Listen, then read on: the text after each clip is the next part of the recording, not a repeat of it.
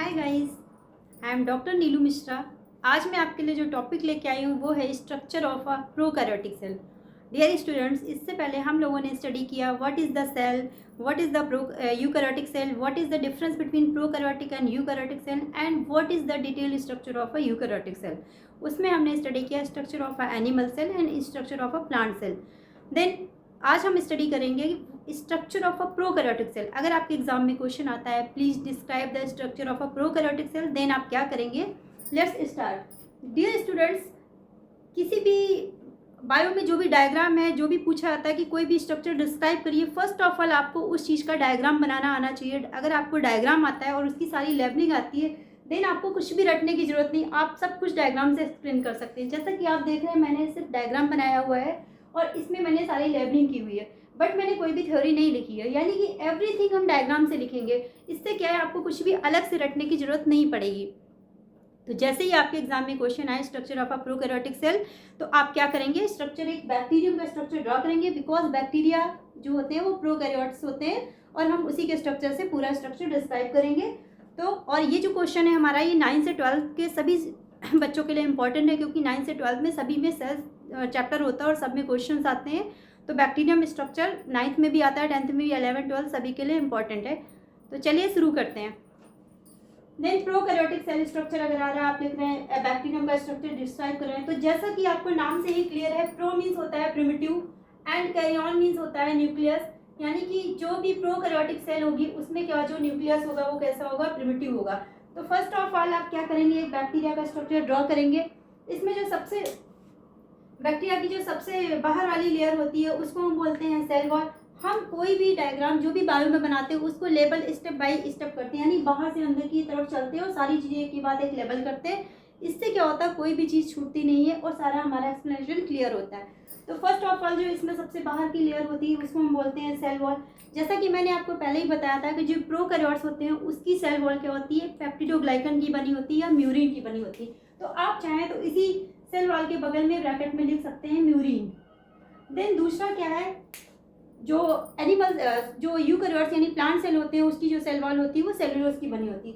Second thing क्या है, इसके अंदर जो आप ये थिक लेयर देख रहे हैं ये क्या होता है? कैप्सूल होता है। बैक्टीरिया में कैप्सूल पाया जाता है।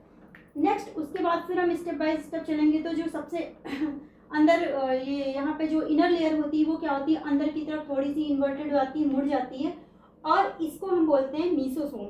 ये मीसोसोम क्या होते हैं? साइट्स ऑफ रेस्पिरेशन होते हैं, यानी बैक्टीरिया में जो भी रेस्पिरेशन होता है वो मीसोसोम से ही होता है। उसके बाद क्या होता है, इसमें एंडोस्पोर पाए जाते हैं। देन आप मेंशन करेंगे एंडोस्पोर। देन इस इनर मेम्ब्रेन के अंदर जो भी लिक्विड मटेरियल पाया जाता है, फ्लूइड पाया जाता है, उसको हम बोलते हैं साइटोप्लाज्म। तो आप उसको लिख सकते हैं साइटोप्लाज्म।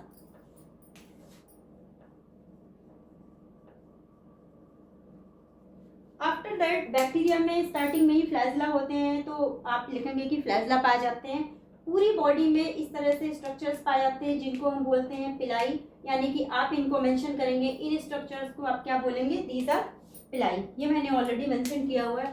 आफ्टर दैट हम बारी बारी से आएंगे। तो यहाँ पे जो बैक्टीरिया होता है उसका जो डीएनए होता है वो सर्कुलर डीएनए होता है, यानी कि वो प्रिमिटिव न्यूक्लियस है, क्योंकि उसको हम न्यूक्लियाइड बोलते हैं। इसलिए डीएनए क्या होता है? किसी भी न्यूक्लियर मेम्ब्रेन से बाउंड नहीं होता है, इसलिए इसको हम मेंशन करेंगे डीएनए, और ब्रैकेट में आप न्यूक्लियाइड भी लिखेंगे। इसके साथ साथ क्या है, इसमें राइबोसोम्स पाए जाते हैं। जब भी आप राइबोसोम मेंशन करेंगे, आपको पता है कि प्रोकैरियोट्स में 70s राइबोसोम पाए जाते हैं, जबकि यूकैरियोट्स में 80s राइबोसोम पाए जाते हैं। तो आप राइबोसोम के साथ ही ब्रैकेट में लिखेंगे 70s। देन उसके बाद बैक्टीरिया में एक एक्स्ट्रा सर्कुलर डीएनए भी पाया जाता है, जिसको कि हम लोग प्लाज्मिड बोलते हैं। प्लाज्मिड क्या होता है?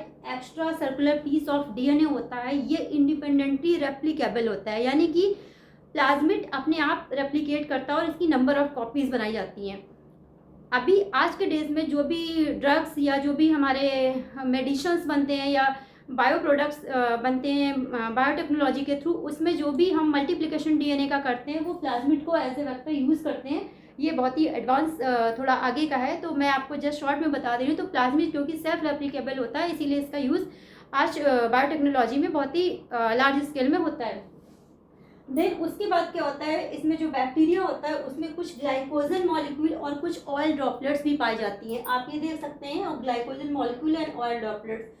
जो बैक्टीरियम में यानी कि प्रोकैरियोट्स में जो ग्लाइकोजन होता है या ऑयल ड्रॉपलेट्स होते हैं, ये प्रोकैरियोट्स के लिए स्टोरेज फूड मटेरियल का काम करते हैं। जैसा कि मैंने बताया था कि जो भी प्रोकैरियोट्स होते हैं जैसे वो फोटोसिंथेटिक नहीं कर सकते, जबकि बैक्टीरिया में कुछ कीमोसिंथेटिक होती है बट ये फूड प्रोड्यूस नहीं करते हैं।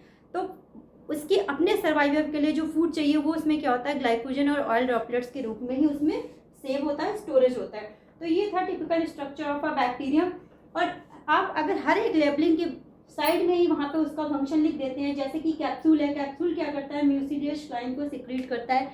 तो क्योंकि ये कैप्सूल ही बैक्टीरिया की एडवर्स कंडीशन में उसकी रक्षा करता है, इसीलिए इसमें कैप्सूल पाया जाता है। सिमिलरली सेल वॉल के बगल में आप म्यूरिन लिख देते हैं, मीसोसोम साइट ऑफ रेस्पिरेशन है, आप रेस्पिरेशन लिख देते हैं। जो भी इसके राइबोसोम है आप ब्रैकेट में 70S लिख देते हैं। सिमिलरली डीएनए जो है उसको न्यूक्लियोटाइड कहते हैं, ये लिख सकते हैं। अगर आप ये सारी चीज़ें डायग्राम में मेंशन करते हैं तो भले ही एग्जाम में आप थ्योरी नहीं लिखते हैं, आपको डायग्राम देके ही पूरे मार्क्स मिलते हैं, क्योंकि जो भी एग्जामिनर होता है उसे पता होता है कि स्टूडेंट को सारी चीज़ें क्लियर है और आपने सारी चीज़ें इसमें मेंशन की। और अगर आपका यही लॉन्ग क्वेश्चन आता है लिखने के लिए प्रोकैरियोट्स पे, तो आप सिंपल डायग्राम ड्रॉ करिए और जो भी लेबलिंग करिए इनको पॉइंट वाइज 1 by 1 लिखते रहिए, तो आपकी 10-15 ऑलरेडी पॉइंट्स हो जाएंगे जो आपका लॉन्ग क्वेश्चन में आएगा।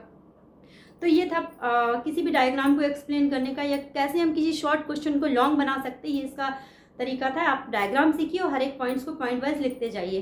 तो कैसा लगा आपको आज का ये टॉपिक? हमें लाइक और शेयर और सब्सक्राइब करिएगा अगर आपको हमारा ये टॉपिक पसंद आता है। ये सारा NCERT बेस्ड टॉपिक है जो मैं बना रही हूँ। और अगर आपकी कोई क्वेरी है, क्वेश्चंस है या कोई टॉपिक ऐसा है जो आप पढ़ना चाहते हैं तो आप हमारे कमेंट बॉक्स में मुझे लिख सकते हैं, मैं आपके लिए वो टॉपिक लेके आऊँगी। इसके अलावा आपसे रिक्वेस्ट है आप हमारे चैनल को ज़्यादा से ज़्यादा शेयर करिए, सब्सक्राइब करिए। और कल का जो हमारा टॉपिक होगा वो होगा सेल ऑर्गेनेल्स। कल मैं आपके लिए जो वीडियो बनाऊंगी वो सेल ऑर्गेनेल्स पे बनाऊंगी। It is also very important topic.